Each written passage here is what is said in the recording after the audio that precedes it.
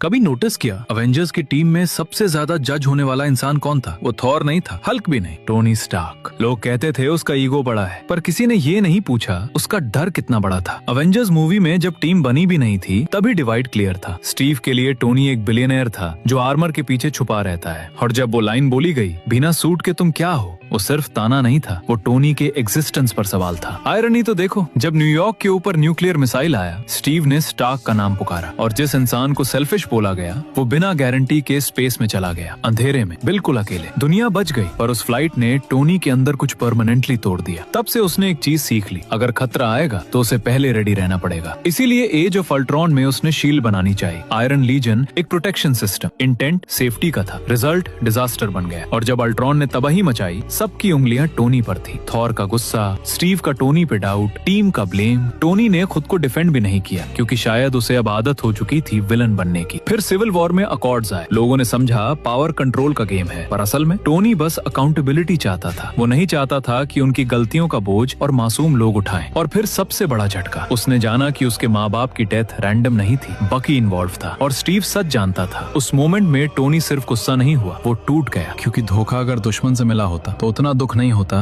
जितना अपनों से मिलने पे होता है। इन्फिनिटी वॉर में भी देखो, टाइटन पर जब आर्मर के टुकड़े टुकड़े हो रहे, टोनी थैनोस के सामने खड़ा था। वो भगा नहीं, क्योंकि हीरो बनना उसका शौक नहीं था, रिस्पॉन्सिबिलिटी लेना उसकी आदत थी। एंड गेम में जब उसने स्टीव को आर्क रिएक्टर दिया, वो सिर्फ आर्ग्यूमेंट नहीं था, वो सालों का अनकहा पेन था। और फिर फाइनल मोमेंट में वो स्नैप। इस बार कोई प्लान भी नहीं था, कोई बैकअप नहीं, सिर्फ एक इंसान जिसको हमेशा मिसअंडरस्टूड किया गया। लेकिन जब वक्त आया, उसने पूरी यूनिवर्स का बोझ अपने हाथ में ले लिया। तब जाकर लोगों को समझ आया, टोनी परफेक्ट नहीं था, वो इनसिक्योर था, वो भी घबराता था, वो परफेक्ट भी नहीं था। लेकिन जब भी दुनिया को जरूरत पड़ी, वो हमेशा फ्रंट लाइन में खड़ा था। और शायद इसीलिए अवेंजर्स को उसे समझने में सबसे ज्यादा वक्त लगा।